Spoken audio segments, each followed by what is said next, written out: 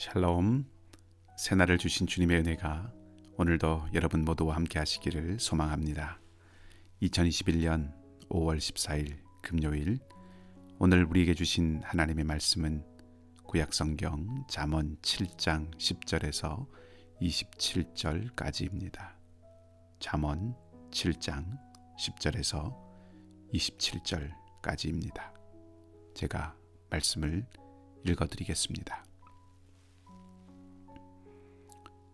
그때에 기생의 옷을 입은 간교한 여인이 그를 맞으니 이 여인은 떠들며 완악하며 그의 발이 집에 머물지 아니하며 어떤 때에는 거리, 어떤 때에는 광장, 또 모퉁이마다 서서 사람을 기다리는 자라. 그 여인이 그를 붙잡고 그에게 입맞추며 부끄러움을 모르는 얼굴로 그에게 말하되 내가 화목제를 드려 서원한 것을 오늘 갚았노라.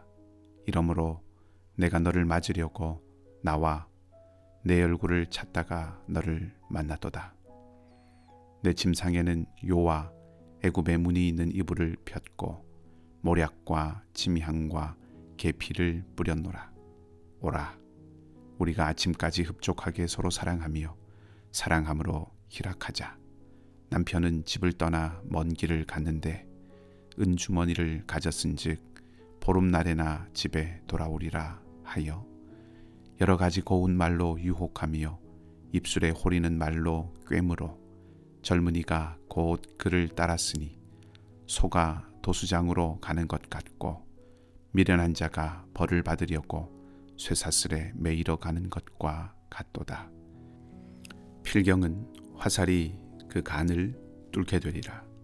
새가 빨리 그물로 들어가되 그의 생명을 잃어버릴 줄을 알지 못함과 같으니라. 이제 아들들아, 내 말을 듣고 내 입의 말에 주의하라. 네 마음이 음녀의 길로 치우치지 말며 그 길에 미혹되지 말지어다. 대저 그가 많은 사람을 상하여 엎드러지게 하였나니 그에게 죽은 자가 허다하니라. 그의 집은 수월의 길이라. 사망의 방으로 내려가느니라. 아멘. 어제 말씀에 지혜자가 창문 밖으로 내다보는데 한 젊은이가 음녀에게로 가는 것을 보았다고 했습니다. 오늘은 거기서 이어지는 장면입니다. 이 이야기를 통해서 지혜자는 음녀의 길로 치우치지 말라는 것을 강력하게 권고하고 있습니다. 상황이 음녀와 그 유혹에 넘어가는 젊은이라고 설정되어 있지만 음녀를 어리석은 사람을 꿰는 사람이나 혹은 죄의 속성이라고 일반적으로 이해해도 크게 틀리지는 않을 것 같습니다. 죄의 길로 유혹하는 일이나 또 그런 일을 하는 사람은 누구든지 오늘 본문에 나오는 음녀에 대입될 수 있고 또 그 유혹에 빠져드는 사람은 젊은이든 그렇지 않든 모두 본문에 등장하는 젊은이로 이해해 볼 수 있다는 말입니다. 그렇게 일반적으로 접근해 보면 음녀로 표현된 죄의 유혹의 몇 가지 특징적인 모습을 오늘 본문에서 찾아볼 수 있습니다. 우선 죄는 자신을 교묘하게 감춥니다. 10절은 기생의 옷을 입은 간교한 여인이라고 말하고 있지요. 요즘은 기생이라고 하는 직업이나 또 그런 사람들이 공식적으로는 드러나지 않습니다. 지금 시대와는 윤리적 기준이 다르기 때문에 이런 부분들은 당시의 문화를 이해하시면서 들으셔야 합니다. 이 여인이 간교한 여인이라고 불리는 이유는 본디 기생이 아닌데 기생의 옷을 입었기 때문입니다. 꾸민 것이지요. 자신의 욕망을 위해서 젊은이가 큰 죄책감 없이 그 잘못에 미혹되도록 스스로를 꾸민 것입니다. 많은 죄가 뿔 달린 악마 같은 그런 얼굴로 다가오지 않습니다. 스스로 꾸며서 죄를 짓는 사람의 양심과 감각이 무뎌지게 만듭니다. 한나 아렌트가 나치의 전범인 아이히만의 재판을 참관하고 쓴 예루살렘의 아이히만이라고 하는 책에서 묘사되고 있는 아이히만은 아주 평범하고 오히려 성실하고 자상한 사람으로 그려지고 있습니다. 아이히만 스스로도 자신은 자기에게 주어진 책임에 충실했고 공무원으로서의 직임에 성실했을 뿐이라고 증언합니다. 수백만 유대인들을 가스실로 보내서 죽게 한 그 장본인의 입에서 그런 말이 나왔을 때 세계는 충격에 휩싸였죠. 이런 아이히만도 유대인 학살의 현장을 보고 잠시 마음이 흔들렸던 적이 있었다고 합니다. 그러나 그는 이내 유대인을 학살하는 프로젝트의 이름을 아주 모호하고 중립적인 표현으로 바꿉니다. 양심의 소리를 듣지 않으려는 태도입니다. 그리고 그렇게 스스로를 무디게 하면서 그런 엄청난 악행을 자행한 것이죠. 기생의 옷을 입은 여인도 같은 이유에서 그렇게 한 것입니다. 그리고 그 옷 때문에 젊은이는 많이 꺼리기지 않고 죄와 함께 동행하게 되는 것이죠. 바울은 믿음의 아들 디모데에게 착한 양심을 잘 지키라고 말했습니다. 정직하고 진실되라는 말씀이기도 하겠지만 다른 말로 하면 양심의 소리를 귀담아 듣고 무뎌지지 않아야 한다는 것일 것입니다. 양심은 하나님께서 우리를 보시고 계신다는 하나의 신호가 될 수 있습니다. 두 번째는 죄는 삼킬 자를 찾아서 적극적으로 움직여 다닙니다. 기생의 옷으로 꾸민 후에 이 여인은 거리로, 광장으로, 길 모퉁이로 나갑니다. 적극적으로 찾아 나선 것입니다. 죄는 가만히 웅크리고 기다리고 있다가 거기에 걸려드는 일을 삼키는 것뿐만 아니라 적극적으로 삼킬 자를 찾아 나섭니다. 죄의 공격성은 여인이 젊은이에게 입을 맞추었다는 표현에서도 드러납니다. 길모퉁이에서 젊은이를 만난 이 여인은 대담하지요. 입을 맞추고 자신이 서원을 갚았고 젊은이를 위해서 잘 준비했고 충분히 만족을 주겠다며 당돌하게 말합니다. 대담함을 보여줍니다. 거침이 없습니다. 모든 것이 다 갖추어져 있고 계획은 완벽하며 잘못될 가능성은 전혀 없다고 속이지요. 그것이 죄의 특징입니다. 젊은이가 염려하고 주저하는 모든 것들에 대해서 묻기도 전에 적극적으로 말하고 있습니다. 이처럼 죄는 때로 거침없이 다가옵니다. 그리고 그렇게 해서 우리의 판단력을 흐립니다. 그렇기 때문에 사도 베드로는 대적 마귀가 우는 사자같이 두루다니며 삼킬 자를 찾기 때문에 근신하고 깨어있으라고 권면했습니다. 우리가 거침없이 달려오는 죄의 파도에 그 공격성에 휩쓸리지 않으려면 근신하고 깨어 있어야 합니다. 이것은 호흡을 가다듬고 멈추어 서서 하나님과 말씀 앞에 그 모든 일들을 비추어 보고 견주어 보는 시간을 가져야 한다는 것을 의미합니다. 죄의 파도에 휩쓸리지 않기 위해서 우리는 말씀 앞에 성찰하고 살피는 시간을 반드시 가져야 합니다. 마지막으로 죄는 만족함이 없습니다. 26절은 음녀에게 넘어가 죽음에 이른 사람들이 많다고 말합니다.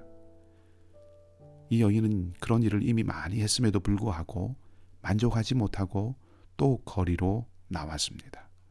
삼키고 파멸시킬 또 다른 사람을 찾아 나섰다는 것입니다. 죄는 끝없이 사람을 삼키고 죄의 더 깊은 구렁텅이로 빠져들게 합니다. 죄가 사람을 삼키기도 하지만 죄에 빠진 사람은 파멸에 이를 때까지 더 깊이 더 깊이 들어가게 된다는 말이기도 합니다. 안타깝기 그지없는 것이지요. 그렇기 때문에 오늘 본문의 지혜자는 아예 그 길을 가지 않아야 한다고 말합니다. 그렇죠. 그것이 최선입니다. 하지만 살아가다 보면 때로 그러한 길에 빠질 때가 있습니다. 죄의 유혹에 넘어가 실패하고 넘어질 때가 있다는 것입니다. 또 때로는 점점 더 깊이 빠져들 때도 있습니다. 회복의 기회는 없는 것일까요? 있습니다. 돌이키면 됩니다. 그 어떤 자리에라도 잘못되었다고 깨닫는 순간 돌이키면 됩니다. 물론 돌이키는 그 과정이 말로 다 표현할 수 없을 만큼 힘들고 어려운 길이 될 수도 있습니다. 그러나 분명한 것은 포기하지 않으면, 낙심하지 않으면 된다는 것입니다. 기억해야 합니다. 돌이키면 하나님께서 용서하십니다. 하나님은 예수 그리스도 안에서 그 어떤 죄인도 용서하십니다. 그리고 새로운 삶의 길을 열어주십니다. 그리고 하나님께서 도우신다고 하셨습니다. 가인이 아벨을 죽인 이후에 하나님께서 죄가 너를 원하지만 너는 죄를 다스려야 한다는 말씀을 하셨습니다. 가인이 죄를 이길 수 있다는 말씀이라기보다는 죄를 대적하며 살아가는 삶의 길이 있다는 것입니다. 그것은 하나님과 함께하는 삶이죠. 그것은 주님과 동행하는 삶입니다. 말씀과 함께하는 삶입니다. 하나님의 지혜로 훈련되는 삶입니다. 그 삶은 죄가 자신을 가장하고 꾸미고 다가올 때 그 실체를 분별할 수 있도록 하나님께서 우리의 양심을 울려주실 때 반응하는 삶입니다. 쓰나미처럼 밀고 들어오는 죄의 파도 앞에서 호흡을 가다듬고 멈추어 서서 그 모든 일들을 말씀에 비추어 보며 분별하려고 애쓰는 삶입니다. 그리고 무엇보다 영원하고 참된 만족이 되시는 하나님과 깊이 교제하는 삶입니다. 하나님께서는 그러한 삶의 자리로 우리를 부르시고 초청하셨습니다. 오늘도 은혜의 기회로 하루를 주셨습니다. 지혜롭게, 의롭게, 바르게 우리를 빚어가는 주님의 말씀과 함께하는 하루가 되어서 파멸의 길이 아닌 생명의 길을 걸을 수 있는 우리 모두가 되기를 주님의 이름으로 축복합니다. 기도하십시다. 하나님, 어리석은 사람은 꾸미고 나온 음료의 치장에 넘어가고 부드러운 말에 자신의 마음을 넘겨버리지만 지혜로운 사람은 그 길이 어디를 향해 가는 것인지를 분별하고 그 길로 치우치지 않는 사람, 돌이키는 사람임을 다시 한번 생각해 봅니다. 만족을 주지 못하는 죄와 세상적인 길이 아니라 영원하고 참된 만족이 되시는 하나님의 풍성하심 안에 거할 수 있는 저희가 되게 하여 주시옵소서. 말씀의 빛, 진리의 빛에 늘 우리의 마음과 생각을 비추어 보게 하셔서 주님과 함께 동행하는 삶이 되게 하여 주시옵소서. 은혜의 주님, 연약한 우리 교우들을 붙들어 주시기를 원합니다.